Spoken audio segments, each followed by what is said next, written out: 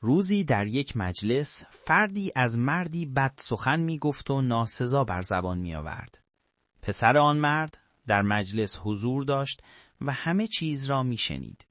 پسر بسیار ناراحت شد و مجلس را ترک کرد. وقتی به خانه رسید به خدمت پدر آمد و با ناراحتی شنیده ها را برای پدر گفت. پدر از جا بلند شد و رفت. بعد از مدتی بازگشت. زیر بغلش یک فرش ابریشمی گران قیمت بود.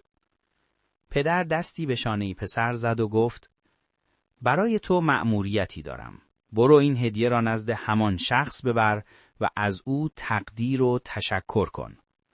پسر متعجب و حیران امر پدر را اطاعت کرد و نزد آن شخص رفت. هدیه را تقدیم کرد و از او تشکر کرد.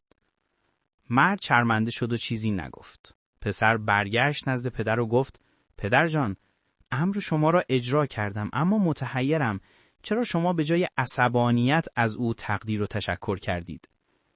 پدر لبخندی زد و پاسخ داد پسرم، امروز این شخص با چندین کلمه حاصل ساعتها عبادت خود را به حساب من جاری کرد و مرا خوشنود ساخت.